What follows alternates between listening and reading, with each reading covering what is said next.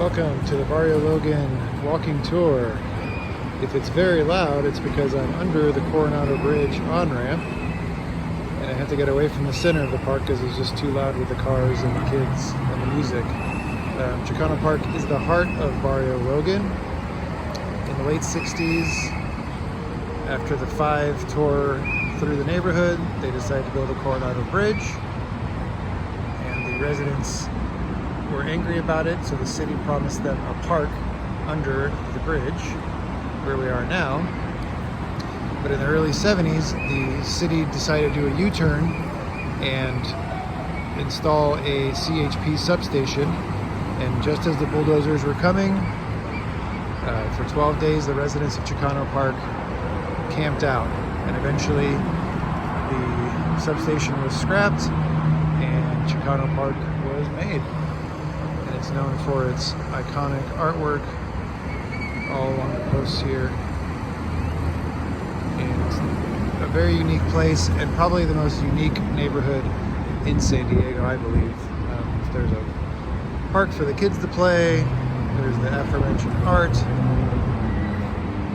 It's a really cool place.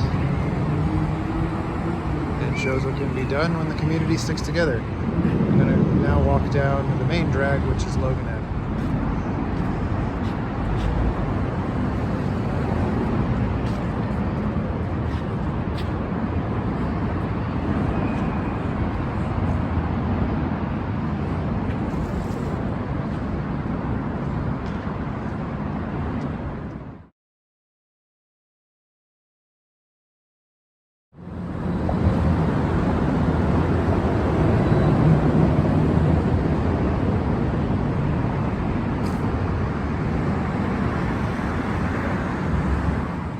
One thing Barrio Logan is known for is the way the residents live next to heavy industries, mainly shipping industries. In the background there you can see the naval shipyards where they repair all our warships. And in fact, the community plan for Barrio Logan, which hasn't been updated since 1978, but is in the process of being updated now, actually states residential/industrial coexistence is the major goal of the plan.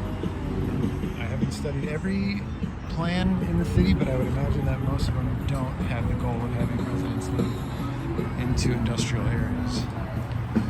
There's always stuff going on here, especially on the weekends. There's always music playing, there's always vendors. We're about to walk past this one business called Soy Loca.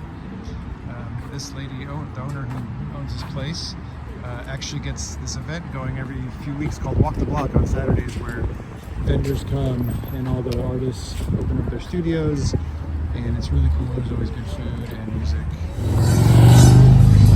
Here's a perfect example of gentrification going on here in the neighborhood. You have a very old storefront that's probably been for a long time, and next to it is a brand new, modern looking apartment. There's not a ton of these from what I can see compared to like North Park, for example, but they're definitely being built. Notice across the street is a very, very old neighborhood bar that's been here forever. One of my favorite things about Barrio Logan is the art that's everywhere, not just in Chicano Park. There are murals everywhere. And next to the very old bar is a couple stores, very high-end sunglasses, retailerships. We have a skate shop right next door to there. And then across the street, a very old house that's probably been there since the 40s or the 50s. So it's definitely an area in transition. It's definitely very eclectic. Fun fact, this looks like a trolley car because back in the 40s, the person who lived in the house behind it somehow found an abandoned trolley car and put it in front of their house and opened up a restaurant, and it still sits here today. As you can probably guess by the name, Barrio Logan has a very, very heavily Mexican influence in it. There's some Dia de los Muertos setups. Past Border X Brewing, which is a Latin-owned business. A lot of them here in the neighborhood. And an excellent bar, and then a very a very popular taco shop, Salud. Never been there because the line's always too long. And in the background there, another new condo newish condo. I think it's been there for about 5-6 years. More shops, lots of great shops, lots of art. If you're looking for any unique homemade stuff, check it out. Transportation is accessible in Barrio Logan by the 12 bus line, and there's a trolley stop about 3 blocks away from Chicano Park. And to give you a reference of where I am now, there's a Coronado Bridge in the background. And there's that same naval repairs, naval shipyards. I'll talk about more about the effects of the industry in the neighborhood in just a little bit. And more art. All right, we're gonna turn down and go down 26. I love this scoreboard on this apartment building. I don't know what the point of it is, but I just love it. It makes me smile.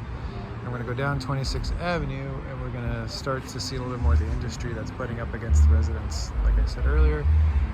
And I've always loved this sign here. You know a place is old when there's no area code. All right, on to 26. All right. Besides the bus, it's definitely a little quieter down here as we go away from the freeway. No Mexican neighborhood will be complete without a frutera. And coming up here, I love this triangle building that's actually a bookshop that is Latin owned, which is very cool. A lot of the businesses here are. And of course, what neighborhood in San Diego would not be complete without a taco shop? And we're getting closer and closer to the shipyard. Still on 26. One cool thing about the neighborhood, to fight gentrification, residents in Barrio Logan started a land trust where residents pool their money together to buy available properties and land, so they have more of a say in what gets built on it. All right, a little bit farther down 26, surprise, more art, even closer to the shipyard. The combination of residential and industrial properties has led residents of Barrio Logan to have the highest rates of asthma in the state. Hopefully this gets addressed in the updated community plan that's being updated right now.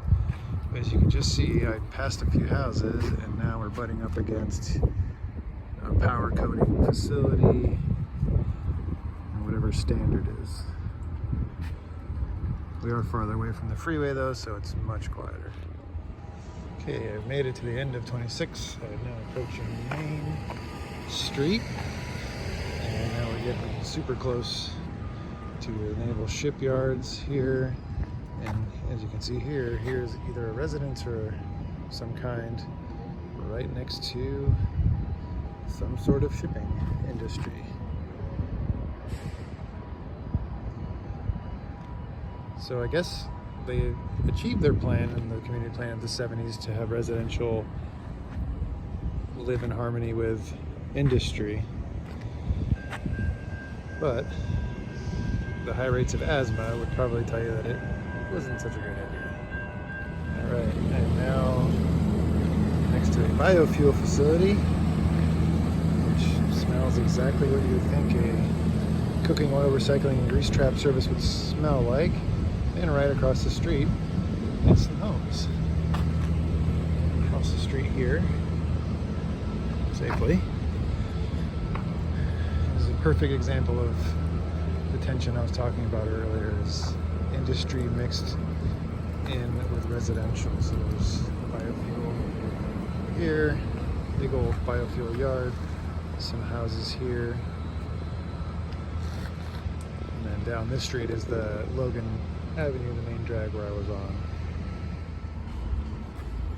All right, I'm now on National Avenue, just off of 26. I love this mural over here. And we have more industry butting up against homes. So we have a tire shop right here, got a house right here, muffler shop down there.